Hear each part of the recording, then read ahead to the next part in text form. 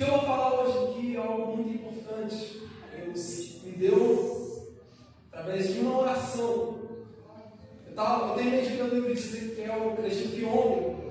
Esse dia eu estava orando no Senhor, eu falei assim: Senhor, dá uma palavra para sábado.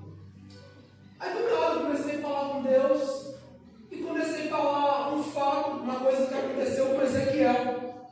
Aí eu falando com Deus, sabe, Ezequiel viu isso, falou aquilo, e Deus me deu uma palavra. Aí eu lembrei, aí na hora eu senti de Deus, falei assim, então é essa. E o tema que Deus me deu, preste atenção, grave: não troque Jesus por nada. Vamos repetir todos juntos? Vamos lá, 1, 2, 3 e... Não troque Jesus por nada. Mais uma vez. Não troque Jesus por nada. Capítulo 16 e diz assim: E veio a minha palavra do Senhor dizendo: Filho do homem, faze conhecer a Jerusalém as suas abominações. E diz: Assim diz o Senhor Jeová a Jerusalém: a tua origem e o teu nascimento procedem da terra dos cananeus. Teu pai era amorreu e a tua mãe era heteia. E quanto ao teu nascimento, no dia em que nasceste, não te foi cortado o umbigo, nem foste lavado com água, para a tua purificação, nem tampouco foste esfregado com sal, nem envolta em faixas. Não se compadeceu de ti olho algum, para te fazer algumas dessas coisas.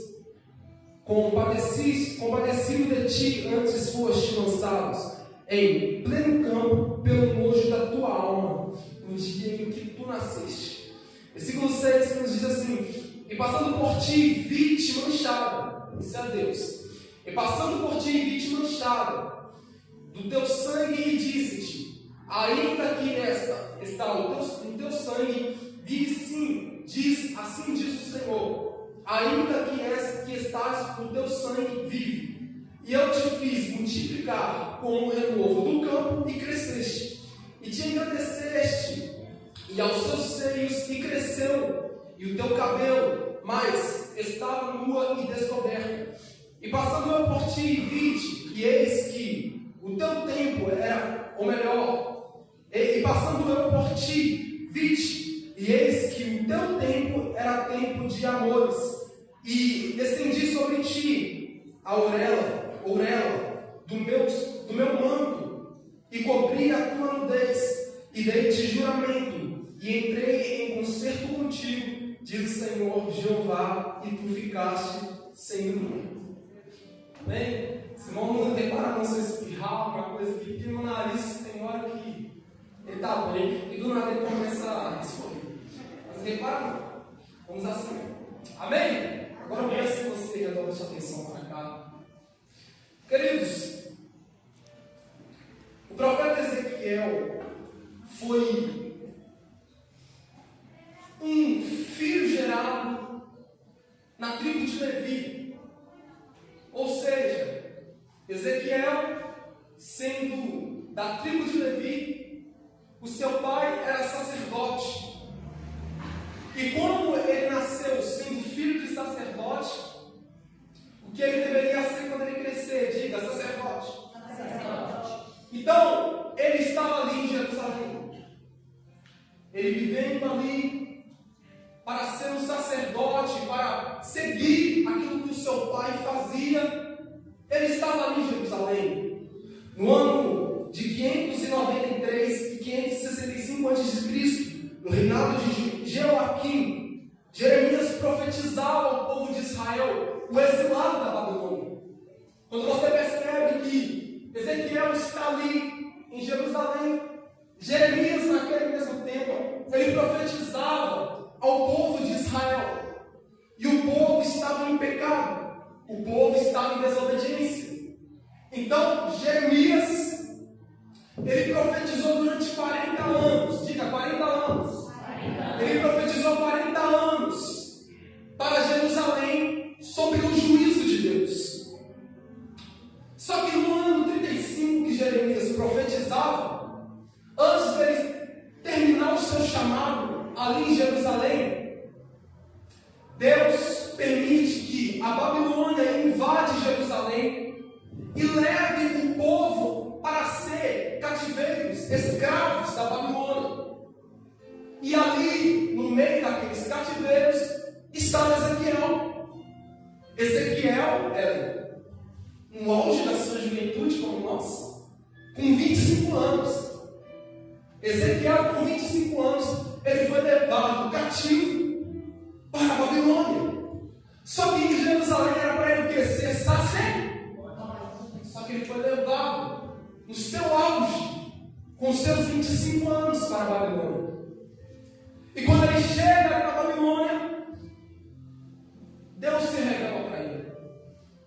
Olha que coisa chique. Quando ele chega na Babilônia, sendo um cativo, Deus olha para aquele jovem de 25 anos e fala: vou te usar como um atalaia. Em Ezequiel fala que Deus queria usar ele como um atalaia. Deus olha para Ezequiel e vê algo diferente naquele jovem e chama ele para ser um atalaia. Olha para mim, vem aqui comigo. Eu preciso que você fique com a Bíblia aberta. Abra comigo. Continue lendo no livro de Ezequiel, no seu capítulo 1. Vem comigo, no capítulo 1. Aleluias. Glória a Deus. No capítulo 1, Ezequiel, Deus chama Ezequiel para agora não ser um sacerdote, mas ser um profeta. Deus chama Ezequiel. E olha aqui no versículo 1 do capítulo 1 diz: e aconteceu no 30º ano, do 4º mês, no dia do 5º do mês, que estando eu no meio dos cativos, junto no rio Quebar, se abriram os céus, e eu vi visões de Deus. No 5º dia do mês, no 5º ano do cativeiro do rei Joaquim, veio expressamente a palavra do Senhor a Ezequiel, filho de Buzi, o sacerdote, na terra dos caldeus, junto ao rio Quebar. E ali estava sobre ele a mão do Senhor. E olhei, e eis que um vento tempestuoso vinha do norte, e uma grande nuvem com fogo a resolver-se, e um resplendor ao redor dele. E no meio de uma coisa como de cor de ambar, que saía dentro do fogo. Olha para mim, Deus me chama Ezequiel agora. E através disso, Deus ele mostra uma visão. Quando você termina de ler o capítulo 1, você percebe que Ezequiel ele tem uma visão de 4 animais. Sendo eles, os 4 animais, um com a cara de leão, outro com a cara de boi, outro com a cara de um ser humano ou de um homem, outro com a cara de uma águia. Ele viu essa visão, esses querubins que viam, e a Bíblia vai dizer que debaixo desses 4 querubins haviam 4 rodas que estavam junto com eles. No capítulo 1 diz que quando os anjos, ou melhor, os querubins subiam, as rodas que estavam debaixo subiam com eles também. Quando os querubins desciam, as rodas também desciam com eles. Sabe o que me chama mais atenção? É que aqueles querubins, eles não andavam para trás e nem viravam para o lado como nós. A Bíblia fala que eles só andavam para frente. Olha que interessante. Aí só que Jeremias, teve essa visão, ele sentiu uma presença tão gloriosa que quando ele olhou acima dos 4 animais, ou seja, acima dos querubins, ele viu um trono. E ele viu um ser assentado sobre o trono. Oh, glória a Jesus, aleluia. Deus, ele tem um chamado, não só para mim, mas para você. Deus, ele tem um chamado para cada um de nós. Se for necessário ele te mostrar algo sobrenaturais para você se erguer, ele vai te mostrar. Olha para mim. Vamos voltar agora para o capítulo 15. Depois de tudo isso, de Ezequiel ter visto essa visão, Deus agora começa a falar com Ezequiel. Preste atenção aqui. Na maioria do seu auge ou do seu chamado, Ezequiel ele profetizou principalmente para os exilados da Babilônia.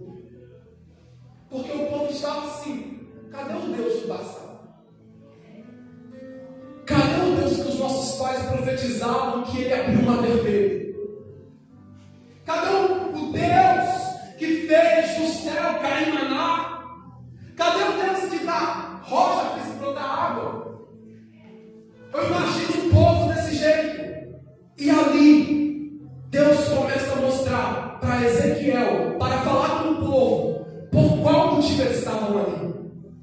Não era porque Deus tinha abandonado eles, era porque eles tinham pecado contra Deus. E o pior é que eles não se arrependeram, mas eles continuaram pecando, até que Deus trouxe a Babilônia para levá-los como cativo. E ali, Ezequiel, ele profetizando, olha que interessante, Deus, quando você vai ler o livro de Ezequiel, você vai perceber que Deus, ele vai pegar comparações para mostrar para o povo de Israel. Ou seja, era como Deus pegasse uma pequena parábola e falava assim: Daniel, está vendo essa parábola assim, assim? Deus contava uma história para ele. Aí Deus falava para Ezequiel: é dessa forma que eu vou fazer com Israel. E o interessante, queridos, o peso do chamado é tão grande, que Deus matou a esposa de Ezequiel. Quando você vai ler no capítulo 25 de Ezequiel, Deus vai chegar para Ezequiel e vai falar assim: ó, vou matar sua esposa, eu vou tirar aquilo que você tanto deseja. Olha o que Deus falou para Ezequiel: eu vou tirar aquilo tanto que você deseja. Só que o pior não é Deus tirar a mulher. O pior é agora que Deus vai falar. Olha o que Deus fala com ele: mas não é para você chorar, não é para você ficar em pranto e luto, e muito menos colocar roupa de saco como algo de lamento. Não é para você estar assim. Aí o que me quebra depois disso é que Deus, ele usou a esposa dele para fazer uma comparação com Israel. Olha que situação triste. Imagina Deus chegar para você e falar assim: eu vou matar o seu marido ou a sua esposa, porque dessa forma eu vou fazer com Israel. E não é para você chorar, nem para estar em luto. Era isso que Deus estava falando para Ezequiel. Não é para você ficar em luto e nem chorar. Não é para você fazer nada disso. Porque da mesma forma que eu matei sua esposa, vou fazer isso com Israel. E eles não vão poder chorar, nem lamentar, nem ficar em luto. Agora imagina Deus pegar a sua esposa para fazer de exemplo para uma nação pecaminosa. Só que Ezequiel é um homem de fé. Ezequiel não parou. No capítulo 25 ele estava pregando. No capítulo 23, no 26 ele continuou profetizando. No 27 ele continuou profetizando. Ele não parou de profetizar. Eu abro parênteses. Desculpa. Eu pego parênteses para você. Não pare. Independente do que aconteceu com você, não pare. Continua profetizando. Obrigado, Letícia. Continua pregando. Não pare. E Deus, ele mostra para Ezequiel o quão o povo estava em pecado. Aí agora a gente chega no capítulo 16. Deus, ele pega uma comparação. Diga uma comparação. Vamos de novo. Deus pegou uma comparação. Deus chega para Ezequiel e fala: Israel era como uma menina. Por favor, preste atenção. Fica comigo. Deus vai chegar para Ezequiel e vai falar: Ezequiel, a nação de Israel é como uma menina.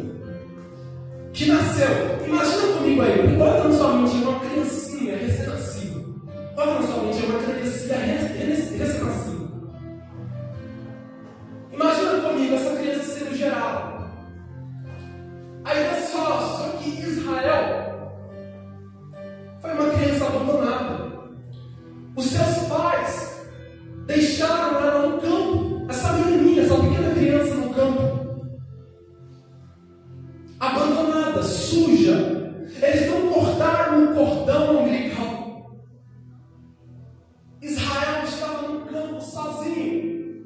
Aí o que Deus fala para Ezequiel? Só que eu passando perto daquele campo, eu vi Israel como uma menina abandonada. Só que eu adotei.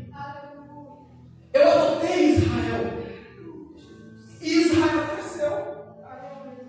Como uma criança cresce. Ela completou 7 anos, 8 anos, 9 anos. Até que virou uma moça. Israel virou uma moça. Cresceu. Estava sendo cuidada por Deus. E Deus, comprometido, olhou para ela. Ou seja, olhou para Israel.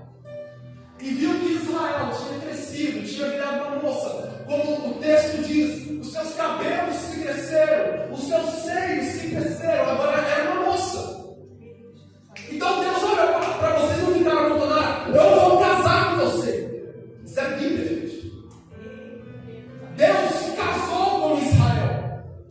A comparação que Deus está mostrando para Ezequiel é: eu sou o esposo e Israel é a esposa. Olha comigo, vem aqui comigo. Por isso que eu falei para você deixar a Bíblia aberta. Vem comigo no versículo 9. Vem comigo no versículo 9. Olha o que Deus fez com Israel. As maravilhas que Deus fez com Israel. Versículo 9. Do capítulo 16, tá? Olha o que Deus fez com ela. Então te lavei com água, e te enxuguei do teu sangue, e te ungi com óleo. Também te vesti de bordadura, e te calcei com uma pele de teixu, e te cingi de linho fino, e te cobri de seda, e te ornei de enfeites, e te pus braceletes nas mãos, e um colar à roda do teu pescoço, e te pus uma joia na testa, e pendeste nas orelhas, e uma coroa da glória na sua cabeça. Versículo 13. E assim foste honrada. Deus honrando Israel, ou seja, Deus honrando sua esposa, de ouro, de prata, e a tua veste foi de linho fino, e de seda, e bordadura, nutriste de flores de farinha, de flor de farinha, e de mel, e de óleo, e foste formosa em extremo, e foste próspera, até chegares a ser rainha. Olha o que Deus fez com Israel: te tornei rainha. Tu era uma criança abandonada, mas eu casei com você e te fiz rainha. Versículo 14. E correu a tua fama entre as nações, por causa da tua formosura, pois era perfeita por causa da minha glória, que eu tinha posto sobre si, diz o Senhor Jeová. Olha o que Deus fez com Israel, gente. Olha o que Deus fez com Israel. Como uma esposa, te dei prata, te dei ouro, te deixei bonita, te deixei cheirosa, te tornei rainha, não somente uma rainha, mas uma rainha famosa. Todas as nações te conhecem, Israel. Todas as nações te conhecem. Israel estava no seu auge. Olha que interessante o que Deus fez com Israel. Só que Israel traiu Deus como uma mulher trai seu marido. Depois de tudo que Deus fez por Israel, por ter libertado eles, por ter abençoado eles, por ter colocado eles na terra de Canaã, eles traíram Deus com ídolos. Como uma mulher trai seu marido, Israel traiu Deus. Olha, vem aqui comigo, por gentileza, no versículo 15. Deixa a Bíblia aberta.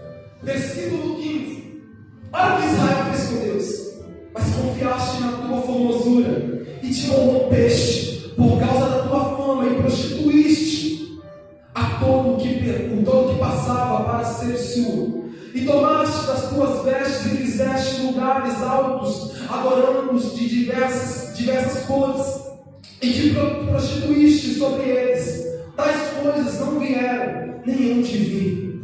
E tomaste as tuas joias de enfeite que eu te dei, do meu ouro, da minha prata, e fizeste imagem de homens, ou seja, os ídolos, os falsos deuses. te prostituíste com eles. E o meu pão que te dei, e a flor de farinha, e o óleo, e o mel, com que eu te sustentava, também puseste diante delas, em cheiro suave, e assim foi. Além disso, tomaste os teus filhos, as tuas filhas, que por mim geraste, e os sacrificastes a elas, para serem consumidas. Acaso é pequena a tua prostituição? E mataste meus filhos, e os entregaste a eles, para os fazerem passar pelo fogo. Versículo 22. E em toda a tua abominação, e nas tuas prostituição, parte B, vem comigo aí, versículo 22, parte B. Olha o que Deus fala. Em todas as suas abominações, nas suas prostituições, não te lembraste dos dias da tua mocidade, quando tu estava nua e descoberta e manchada do teu sangue.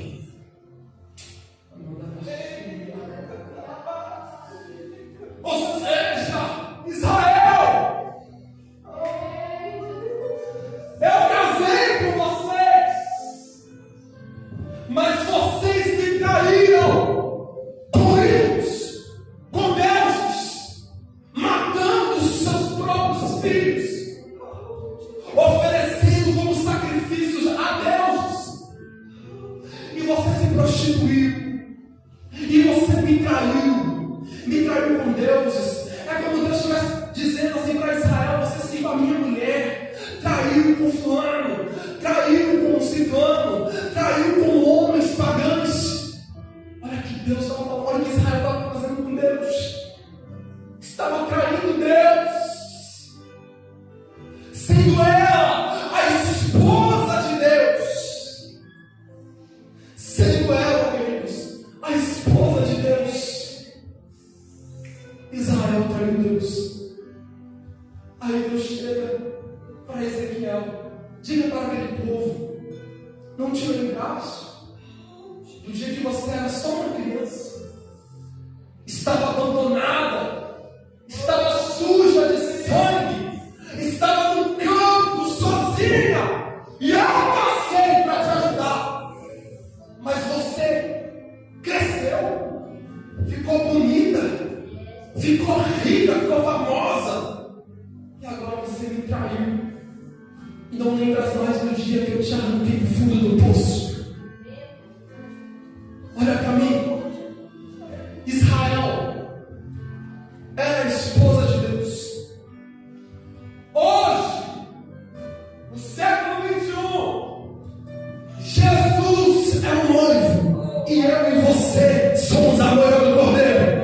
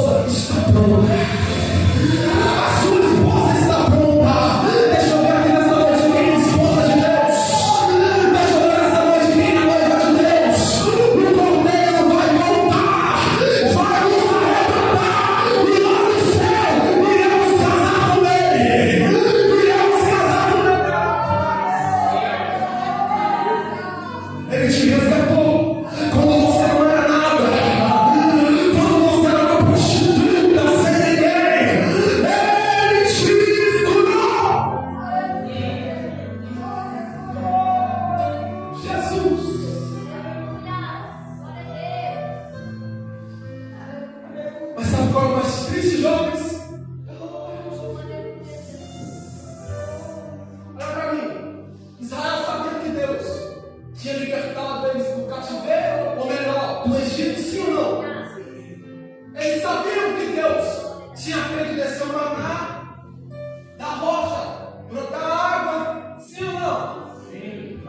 assim eles traíram Deus, sim ou não? Hoje, já tem gente que pegou. Hoje nós sabemos que Jesus pagou o preço na cruz, que Jesus nos salvou. Tem gente que já pegou. Hoje nós sabemos que Jesus, lá na cruz do Calvário, nos deu a salvação, mas mesmo assim a gente trai Deus como Israel. Trai como, João Carlos? Com coisas carnais. Você deixa de ler a Bíblia para maratonar uma série. Não é assim? Você deixa de orar, mas não deixa de assistir um filme. Você está traindo Deus. Pode assistir, mas se isso está roubando o lugar de Deus, você está traindo Ele. Você valoriza a sua cama com um cobertor em cima, mas não vem no culto.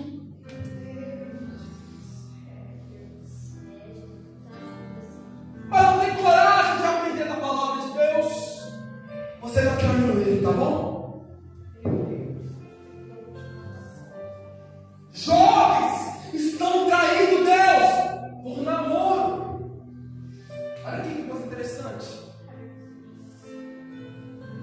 Talvez seu objetivo seja: minha meta é casar. Deus vai mandar para mim o pretendente, a pretendente. Não é assim? Mas calma. Deus, Ele quer te envolver na obra dele. É por isso que você vê tantos jovens desviando.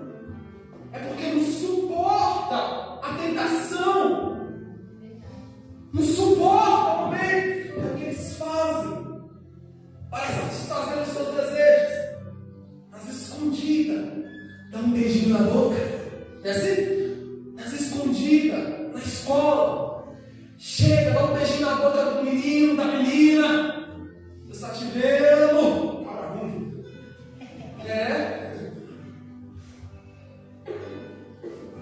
Você está traindo Deus. Você está traindo o Pai que se envolve com as coisas dele. Larga aquilo que te afasta Ele de você. Começa a se aproximar. Sabe por quê? Porque jovens têm desejos. Sim ou não? Aqui não tem sim. Jovem tem desejos, sim ou não? Sim. Ó, gente, diga sim. Obrigado. Jovens têm desejos, sim. Sim, né? Chegou aí na adolescência. Jovens têm desejos, sim. Desejo para pecar, desejo para beijar na boca, desejo para namorar, desejo para escangalhar. Mas se você estiver trocando o sagrado por telefone, não vai cair mesmo. Tu não vai suportar o momento, porque nós temos desejo. Mas nós jovens temos que suportar os desejos da nossa mocidade. Suportando como? Orando. Suportando como? Deixando de faltar no culto e vindo para a casa de Deus. Suportando como? Aprendendo da palavra. Suportando como? Lendo a Bíblia, jejuando, consagrando. Senão tu vai cair. E tu vai estar traindo Deus. Tu vai estar traindo Jesus que pagou o preço na cruz do Calvário. Não seja como Israel. Não troque esse Jesus por nada. Olha o tema. Não troque Jesus por nada. Valorize a presença, jovem. Valorize a presença, igreja. Não troque Jesus por nada. Mesmo que seja difícil, mesmo que seja doloroso, não deixe esse Jesus por nada. Valorize a presença dele. Valorize a presença de Jesus na sua vida. Valorize, meu Pai. Valorize.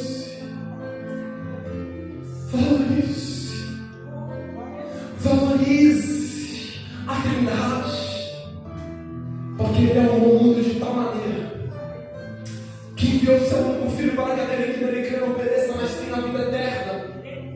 O Pai e o Filho, Ele nos amou tanto que lá no Getsemane Ele falou: Pai, que não seja feito o que eu quero, mas que tu queres. E o Espírito Santo, Ele é tão glorioso que quando você está lá no Instagram, no TikTok, vendo menina dançando, postando besteira, fotinha de linguinha, Ele está do teu lado esperando você orar. É assim?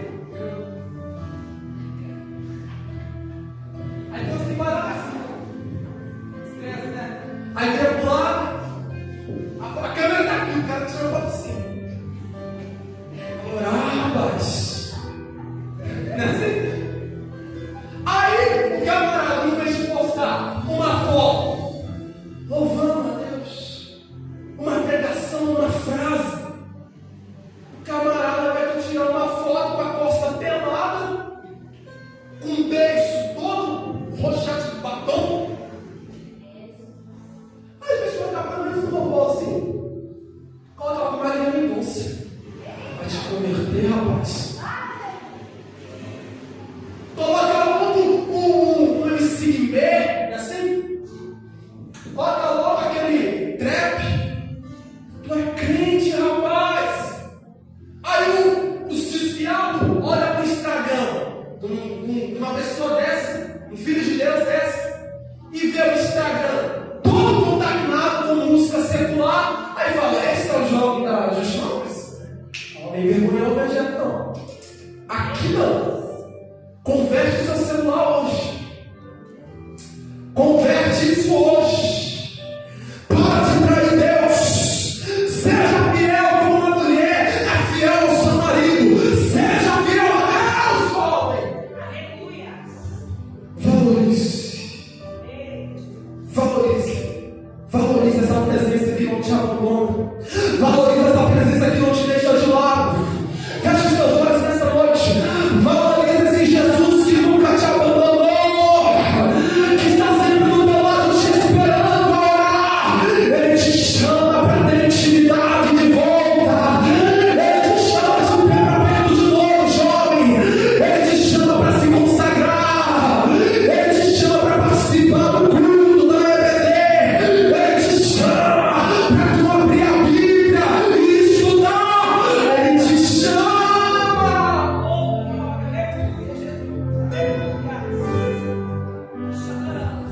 Para com esse negócio de orar 10 minutos, tá bom. Melhor que nada, né? Mas Deus, Ele quer muito mais. Tem gente que fica nesse lugar.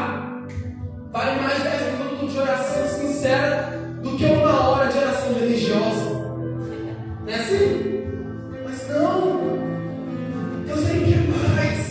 Se hoje você começou com 10, amanhã faz 20. Depois de amanhã 30. Depois de outra manhã faz 40. Costuma uma semana com 40. Daqui a pouco tu vai estar orando 1, 2 horas. E assim vai. Aí o camarada acorda de manhã, vou ler uma palavra aqui. Começar o meu dia. Salmo 23, se não era para passar, não faltará. Amém. E fica o dia todo alimentando a carne. Jesus quer mais de você.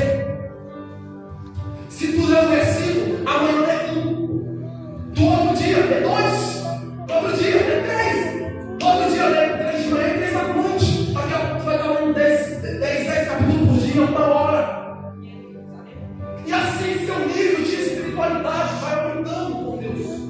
O seu relacionamento com Deus vai aumentando. Preste atenção. Quero um casal. Vou aqui, menina e irmã.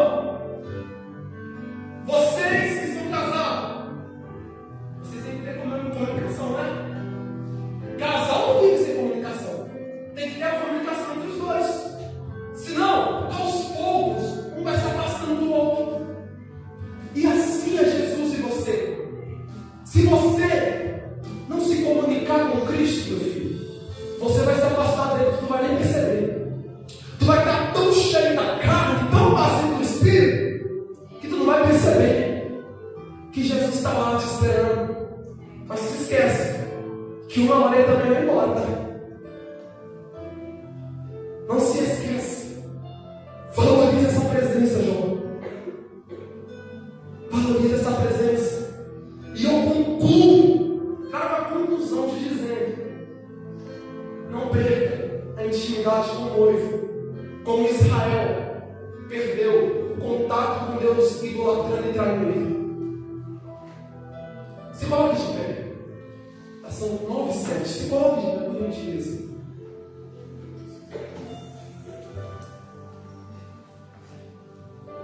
Eu concluo fazendo uma pergunta.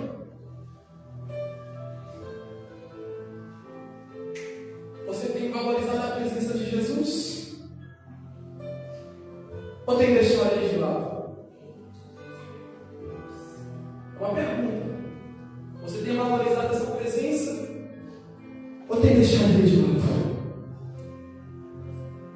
Quer fazer um concerto com ele aqui nessa noite, irmão? Já sou crente. Talvez você está mais canalizado que tudo. Quer fazer um concerto com ele?